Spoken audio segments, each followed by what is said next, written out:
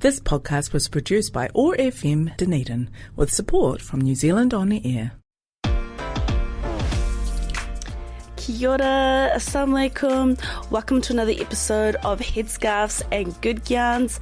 As always, we're really about to get into the meat of things, and hopefully this episode will be food for thought and another way of looking at this world and how we experience it. But a little disclaimer / grounding for this episode, because it's really, really important. What I would love to sink my teeth into today is talking about the struggle. The struggle with being part of being part of a marginalised community, but it's not even specifically that. Just the struggle interacting with the many systems in our lives when you do not have that that power or that privilege. And maybe another disclaimer that goes with that this is something that is ever changing. We have so many things that make up who we are, and so many identifiers and experiences and access to power and privilege, like depending on the context that this will change. But I'm here to say, that the struggle is real, and that specific struggle being the struggle associated when you do not have that power that access to power or privilege. Things like structural inequality, that's real. Any of the isms, racism, classism, sexism, ableism, they're not just abstract ideas. These are things that actively shape people's access to safety and health and education and opportunity in very real material ways. So when we talk about the struggle, it's not just a narrative, it's not a storyline, it's a daily real thing. And so, this episode is not here to deny that or to minimize that. This episode is not here to flatten our differences. This episode is not about saying, everyone struggles in some kind of vague, equalizing way that we sometimes hear. What I want to talk about with this episode is what happens when struggle becomes expected, central to identity, and, in many ways, romanticised, whether that is done quietly or loudly. And this is what this episode is about. It is not here to then minimise or flatten or deny the existence of this struggle, because it is here, and not everyone has power to or access to that power and privilege. But what I specifically want to talk about is when that struggle transforms into something else, and I think it becomes even more problematic when that struggle becomes the main lens or the main way in which marginalised people or communities are seen, understood, and validated.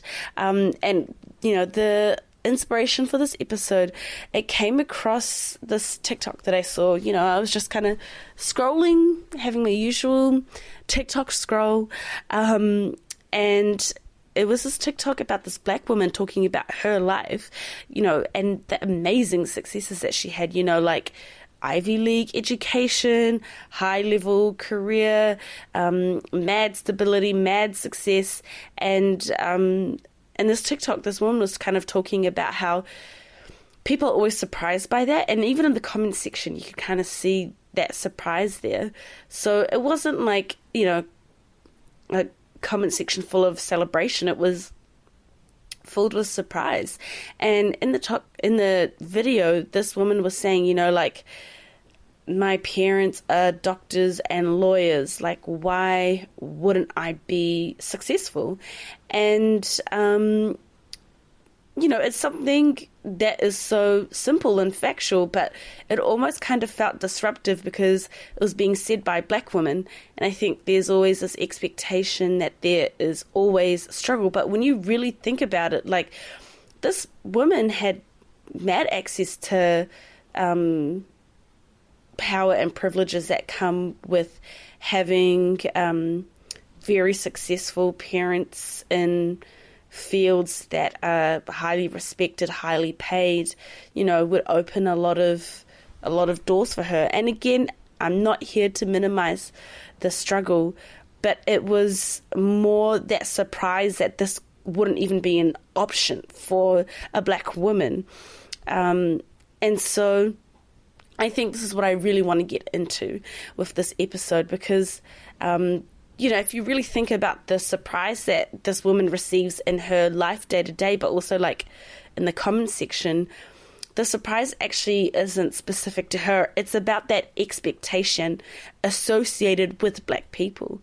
And so what I really, really want to like sink our teeth into today is, what happens when marginalized people or communities are only seen as real when they are struggling. And, what happens when suffering becomes the thing that makes someone legible. And, what does that do? Not just to perception, but to people. And I think a really good place to kind of start this episode is thinking about the struggle Olympics. And I think it's something that most people have felt or observed, even if, you don't have a name to it. So what is the struggle Olympics? It's this quiet, often unspoken hierarchy where suffering gets ranked.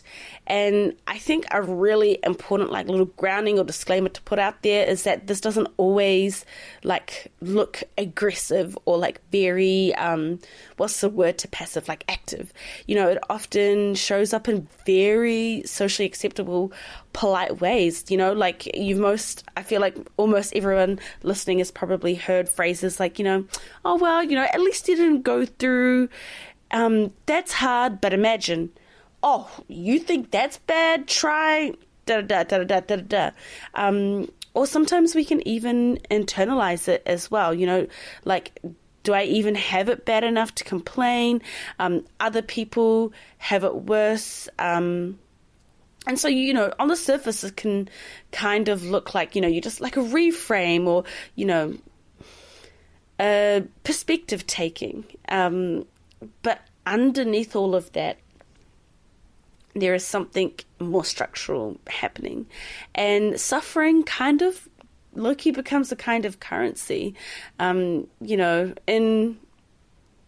sociology, psychology, we talk about different forms of capital, right? Not just straight up cash, but also social capital, cultural capital, moral capital.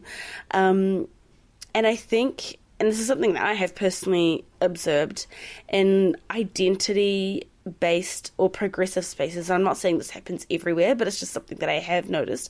Suffering can function or act as some kind of moral capital, right? Because it can give you authority, make your voice harder to challenge, or position your experience as more legitimate. And, I think nothing in this world ever exists in a vacuum, and this didn't come out of nowhere. Historically, marginalized voices were, and I'm going to say are, because it still very much happens to this day, are dismissed. And so centering lived experience becomes necessary in that context. And I think very valid, because our systems and powers of structure, one of the reasons why they are galvanized and that status quo is maintained is because marginalized voices are completely dismissed, ignored, made redundant, drowned out by the stories and the narrative and the priorities that the system chooses and prioritizes. So in that case, centering lived experience is really important and really valid. When that happens, it really shatters that illusion that this is the normal, even though you can't see me, I'm saying this in air quotes, the normal way of viewing and experiencing the world. And there are other worldviews and perspectives and values that are important. And not everyone experiences our world the same way that you do. But I think what's happening when struggle is kind of changed into some kind of moral capital, that sharing and centering of lived experience, it changes into a hierarchy. And so, now it's not just what have you experienced, which I think is a really important question when you center lived experience. It becomes, that question transforms into, does your experience count enough? There's research on this, and it's called competitive victimhood, where it can be on an individual level, it can be groups or like community level, emphasize their suffering relative to others to gain recognition or moral standing. And you see this everywhere. You see this in online and comment thread sections where people argue whose oppression is worse. You see it not just in the online space, in real life, when people shut down conversations or shut down, even having an open mind to think about what other people are going through. Because someone else has it harder. And I think when this happens, it's also really hard to get into the headspace of like accepting that multiple things can be true at the same time. And, what I was saying before about how our power and privilege, it can change depending on context. That is very complicated and nuanced, and so many things can be true at the same time. For that, I think when you are, critically thinking and feeling about how you view the world, how you experience the world, and kind of taking into consideration other people's experience and kind of investigating our systems and our power structures, things are not going to be black and white. It's going to be multiple shades of grey that kind of exist all at the same time, even if one shade of grey seems like it's going to cancel out another shade of grey. And so when people get to that space where they're shutting down conversations, you're also shutting down that opportunity to even play with holding multiple truths at the same time. And you see this in when competitive victimhood happens, even in activism spaces, where proximity to trauma becomes some kind of form of authority, where it's like, okay, well, their experience is the worst, and so they are the go-to person, the best person to talk about things. And I know I'm always bringing up bell hooks, but I think,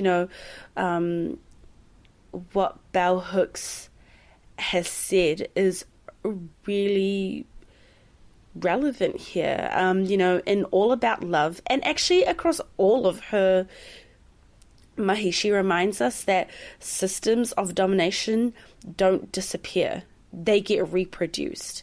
So instead of dismantling this hierarchy, which is the aim of centering and sharing lived experience, we rebuild it. But, this time it's not based on like power or privilege or wealth. It's based on suffering. And, we need to get so real about this because it has very real emotional consequences. If your legitimacy is tied to struggle, then, what happens when things get better? You might downplay your success, you emphasize your hardship, you might feel guilty for having stability. If we kind of think about the, quote unquote, real world, when we think about reality TV or just any kind of social media storytelling, I'm not going to put the emphasis on contestants or creators. I'm also going to say producers, and by extension, us, the consumers, often have their hardest life experience highlighted. And actually, I feel like highlighted is a really passive way of saying it. It's literally shoved down our throats, especially with some of these reality TV shows, because that is really what we attach ourselves to. But then that person becomes really one-dimensional. As I'm saying this, I'm just thinking about the latest Love is Blind season that came out, and I've already forgotten what city it was.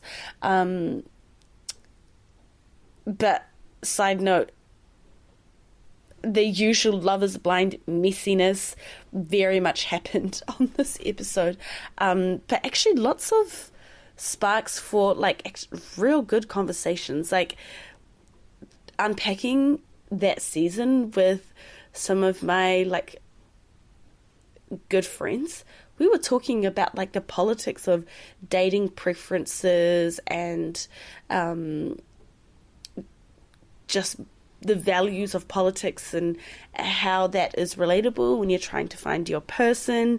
But anyways, always going on a side tangent here. There was this particular contestant, and they had, now forgive me if I'm remembering this incorrectly, but they had some kind of genetic condition which meant that they had lots of surgeries when they were really young, and so that led to mass scarring on their arm, and it was brought up a lot,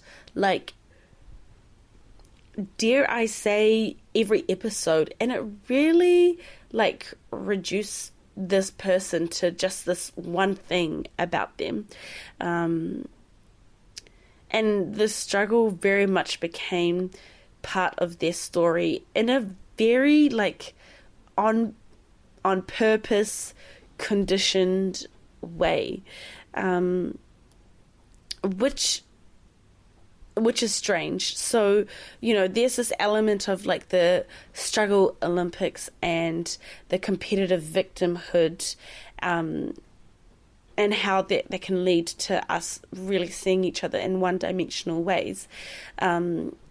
And so there's this element of comparing struggle. But I think with this kōrero, it goes even deeper than that. And, it's when we expect that struggle to happen. And, when we expect that struggle, whether we realize this consciously or not, there is a script that we carry around about certain people, certain communities, and once you see it, you see the script everywhere. And if you are marginalised, your life is expected to include visible struggle, and this script is reinforced constantly. If you think about films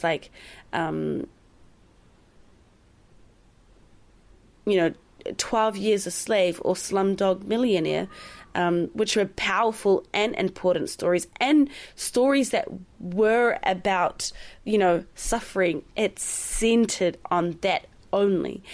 Even movies like The Pursuit of Happiness, again, the struggle is central to the narrative arc.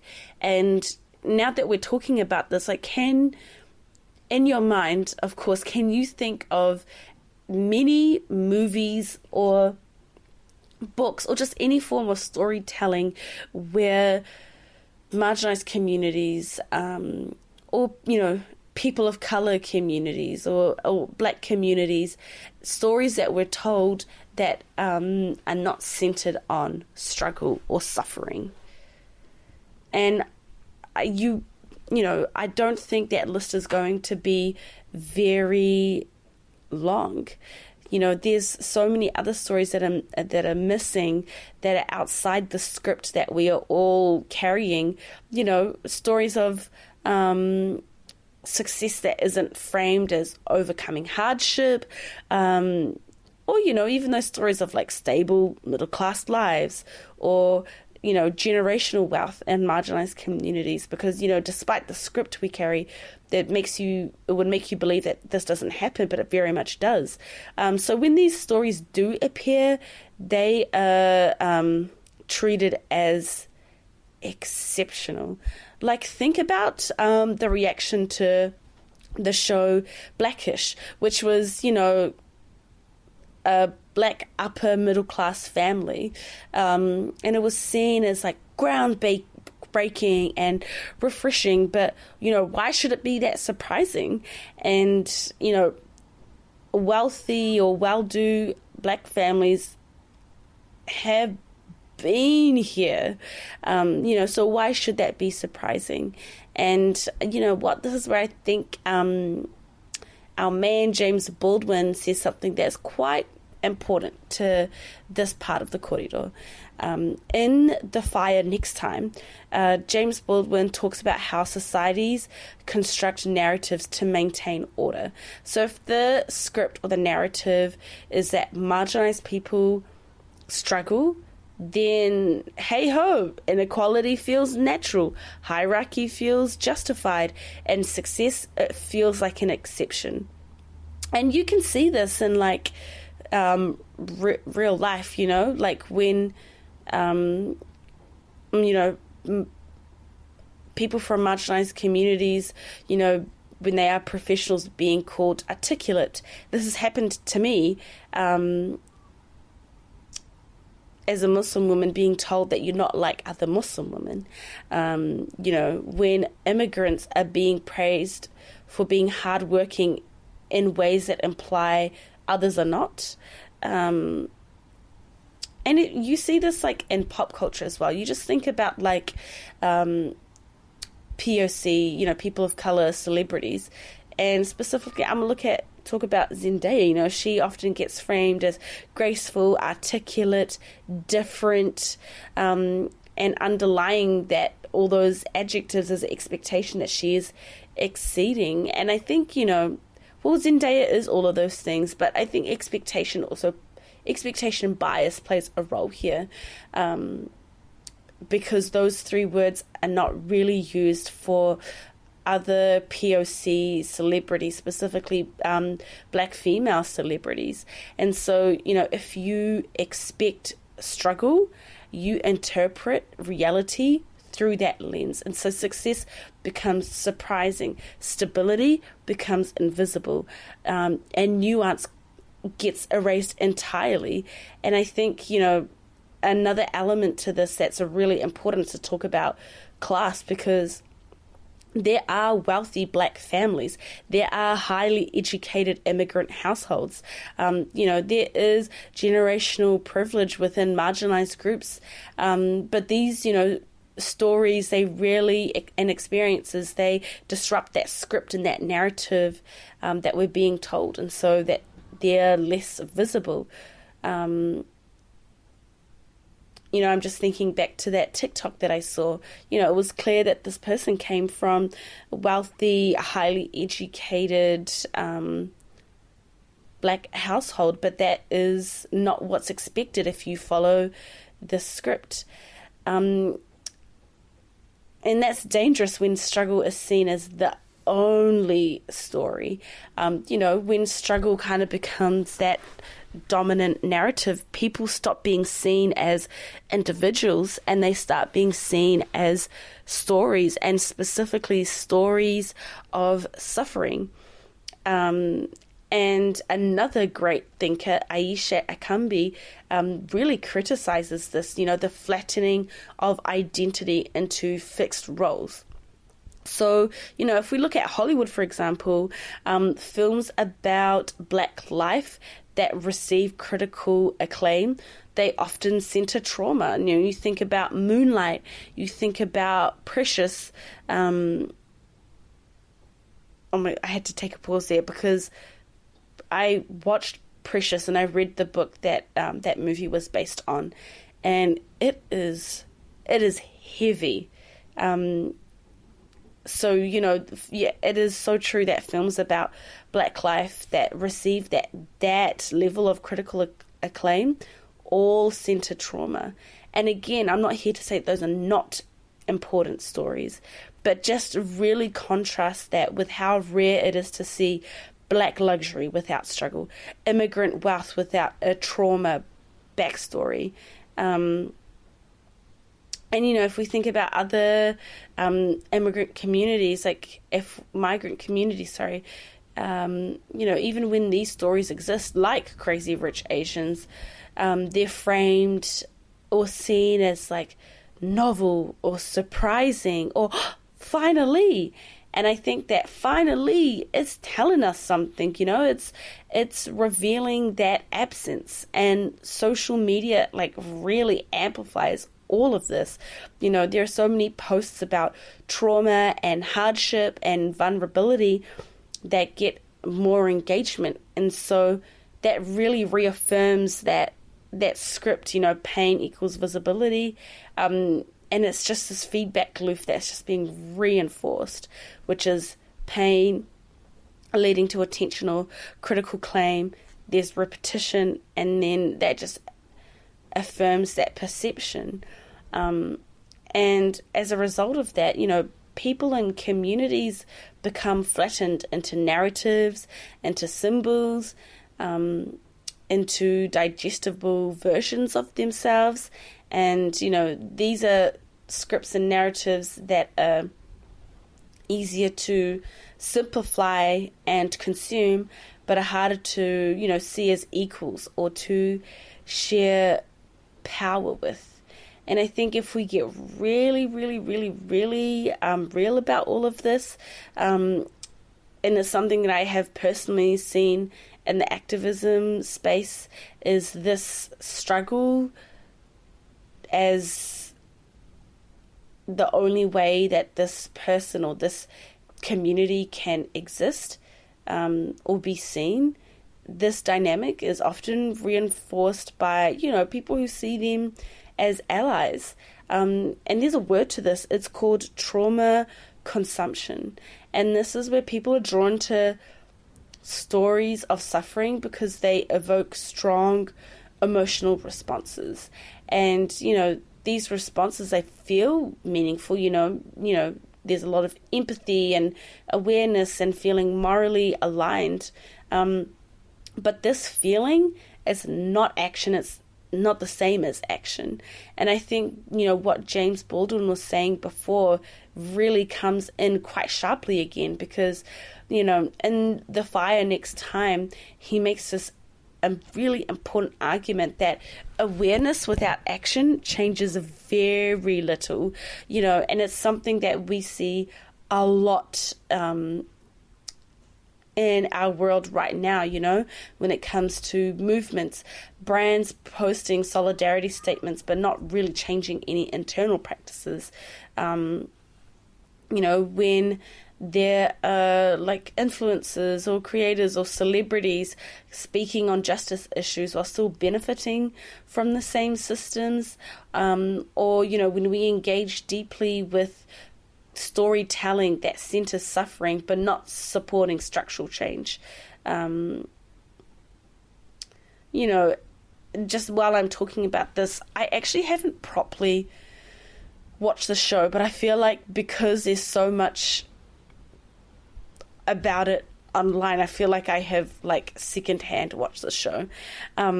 Shows like Euphoria, which, I know it's not about marginalization in the same way that we're talking about in this episode.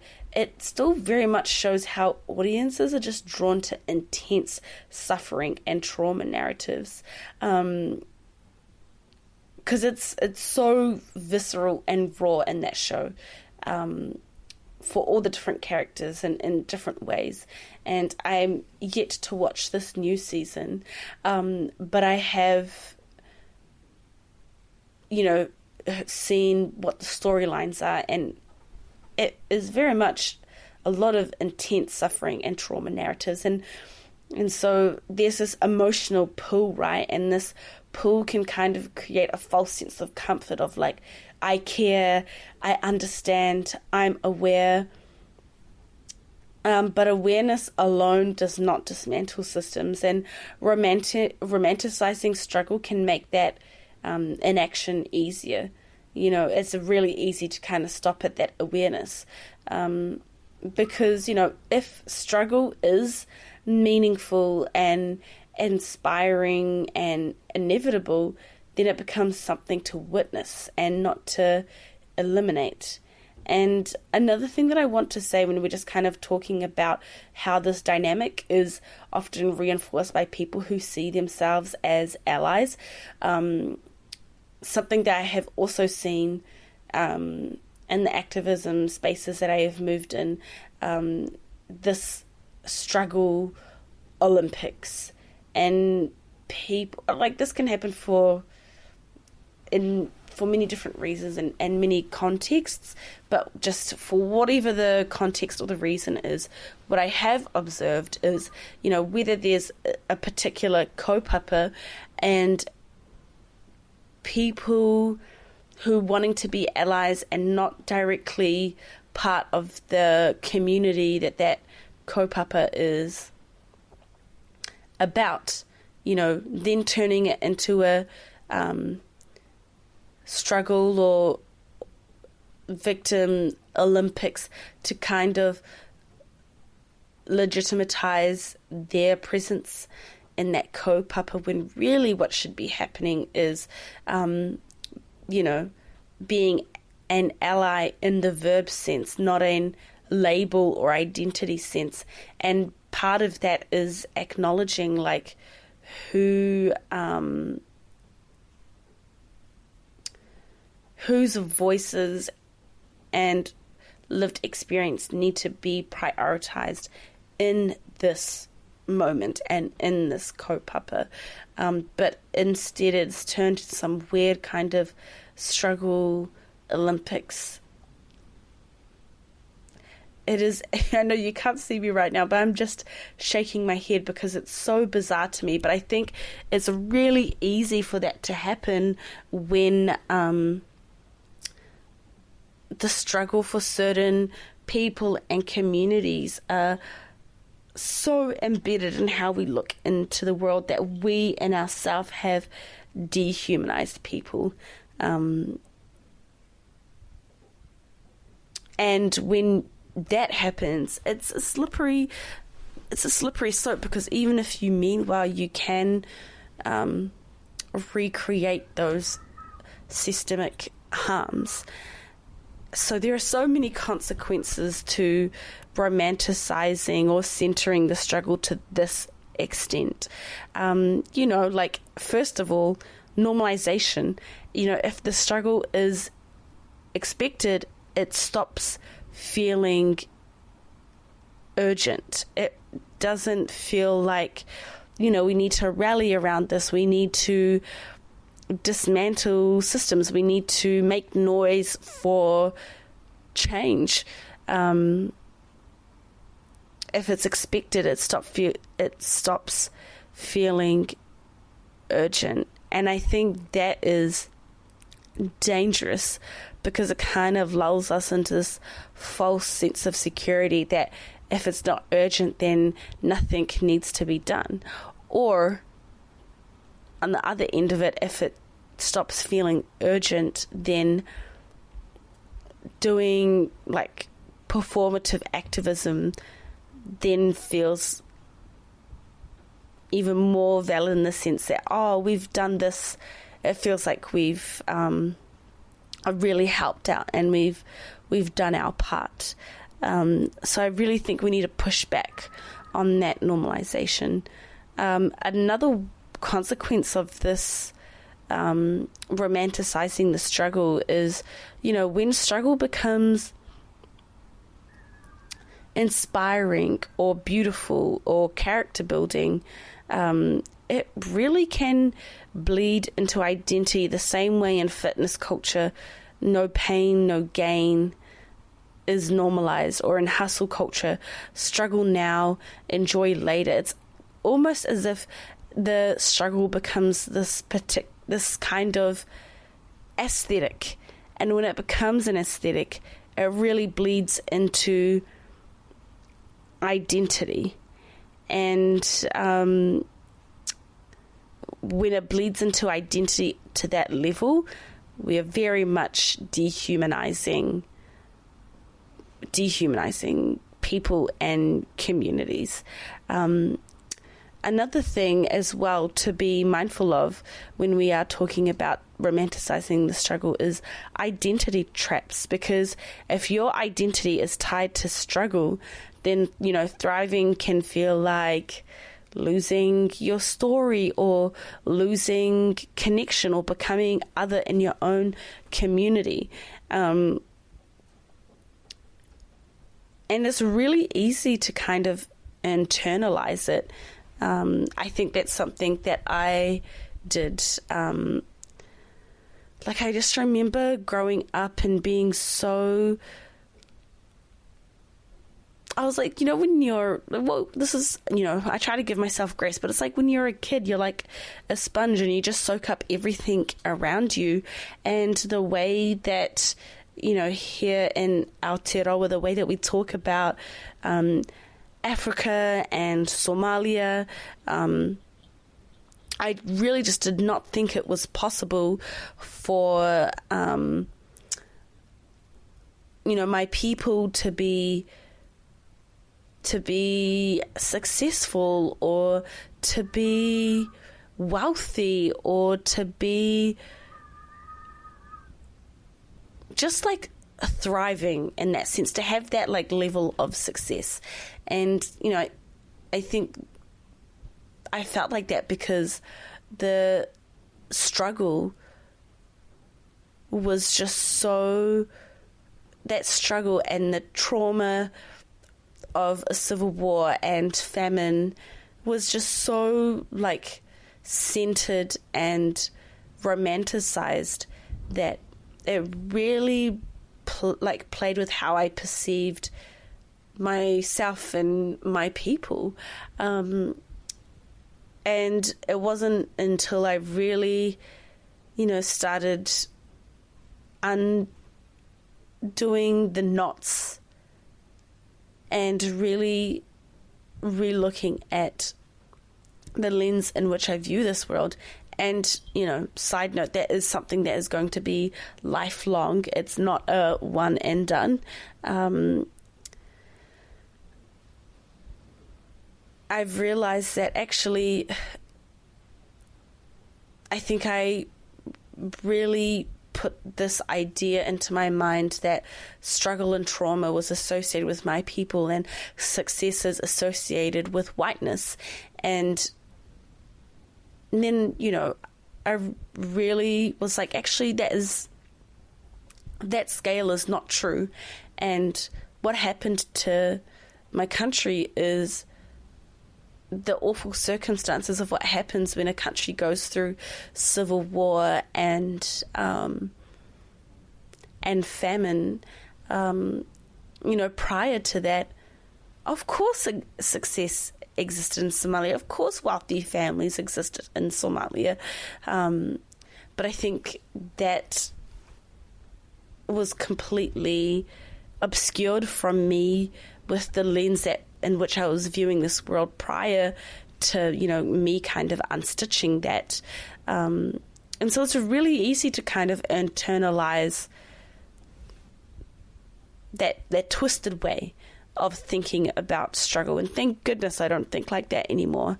And when it does become like so internalized, it's really easy to like emphasize hardship or feel uncomfortable with ease or downplay success. And of course, like, there's an element of imposter syndrome that's happening here, this individual imposter syndrome, but there's also this structural level of imposter syndrome as well. And so, you know, if you've been told that, you know, people that look like you or are from your community struggle, so when you don't have that struggle, or when you kind of do level up in life, it feels like you're an exception, or you feel unstable in that success, or you wait for things to fall apart. And, you know, when I think about what is the antidote to this romanticizing or expecting the struggle, or when it becomes central to identity, the antidote to this is really liberation. And I'm not just saying in the absence, not just the absence of struggle, but the absence of needing it to be valid. And, you know, our girl Bell Hooks, she talks about love as a practice of freedom in her book, and All About Love. And I think this freedom in this case can look like, you know, being ordinary, being complex, being fully human, and not just a story of survival. So if we're trying to move away from romanticizing the struggle, you know, then what? If we move away from defining people or communities by struggle, if we stop centering pain as the main narrative, if we allow marginalized people to exist outside of suffering, you know, we're kind of left in a really, you know, uncomfortable position, which is, you know, what replaces that? And, you know, as Bell Hooks was saying, I think that freedom can be found in being ordinary, being complex, being fully human. I think liberation lies there. But this is, I think, where the kōrero gets quieter, but also deeper, because it is one thing to critique a system, but it's also another thing to kind of sit in what's left when that thing is gone. And, you know, I think struggle, when it's romanticized to this point, it gives us a very clear narrative, right? And it's all surrounded around hardship, and it's neat, it's linear, it's satisfying. And when I say neat, I'm meaning neat as in it's tidy, not it's neat. That's great. Just to clarify. And it's also really easy to understand, and it's easy to expect that. And I think this is why you see it time and time again in films and books and social media storytelling. But real life is not neat. We are humans, we are complex, and multiple things can be true at the same time. And so when you kind of remove the tidiness and expectation that comes when we do romanticize the struggle, you know, what we're left with is messiness and contradiction and ambiguity. And so, you know, because in reality, what it's most of the time really like is that, you know, people are sometimes privileged, sometimes marginalized, sometimes thriving, sometimes struggling, sometimes powerful, sometimes vulnerable. And that is a lot harder to package, and a lot harder to consume, and a lot harder to explain. And I think, you know, we as a society prefer scripts or clean narratives. Like, we all like to know who is good, who is bad, who are the ones who suffer, who are the ones that overcome. But reality does not give us that clarity. And so, you know, when marginalized people don't fit into that struggle trauma, resilience narrative, it can create discomfort, but it only creates discomfort because we now have to engage with people as full people and not symbols and stories. And that then asks more of us. It asks us to dismantle that script that we carry and really investigate, like, where does that story come from? Why is it so easy to swallow that story and to carry it around? And that's a space that we need to be getting to. So when we do come across suffering, we see it through the lens of what it really is and not through the lens of like expecting it or romanticizing it.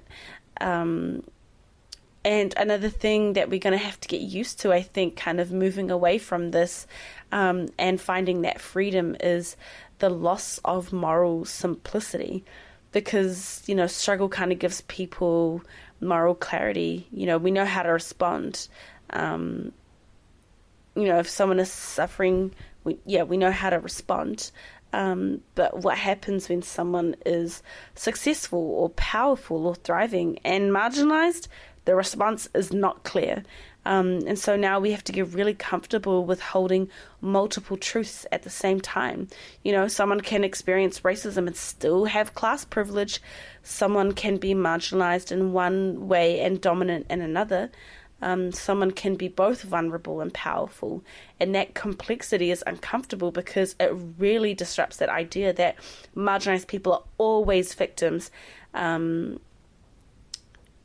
And it forces a realistic conversation about power. And, you really see this play out with public figures. When you talk about someone like Oprah Winfrey, she is a black woman who has navigated racism and sexism, but also at the same time, she is one of the most powerful and wealthy media figures in the world. So how do people talk about her? I've noticed, when people talk about Oprah, I was trying to combine her first and last names there. They often oscillate between centering her struggle and completely just like denying or ignoring her successes and the level of wealth that she has, or they talk about her by critiquing her power, but can never talk about both at the same time. And that's because it asks us to have nuance, but that nuance is harder than the narrative that is being supported right now. And I think another way that we can look at rejecting this narrative is just thinking about how we consume storytelling, because struggle is a lot more marketable than stability. If you think about viral posts and documentaries and memoirs, like, it's those stories of hardships that are very compelling. And I'm not here to say that you're not allowed to engage with content like that at all and to boycott it, but just think about, like, what voices are being centered in those viral stories, and how can you ensure you're consuming it in a way that doesn't flatten these people or communities into one dimension. And I'm just speaking from just me being Amal. If I were to ever write an autobiography or to ever be a public-facing figure, I would feel this immense pressure about,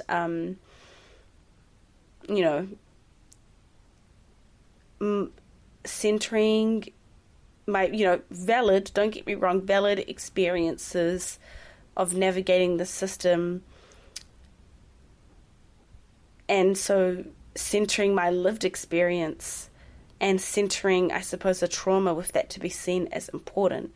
And I think that even I'm feeling this pressure. I'm not even a public-facing figure of like tell your pain or risk being invisible. But then I also do not want to contribute to that romanticized struggle, because my being is way more than just, the struggle. And I me being Muslim and my blackness, there are other ways of experiencing that's outside of struggle. And I don't want to contribute. I wouldn't want to contribute to that struggle as expected with black people. Because I don't want to further feed that script, and to make myself legible through pain, or to shape all of my life stories around hardship, because that's not what it is. That's not the full truth of my life.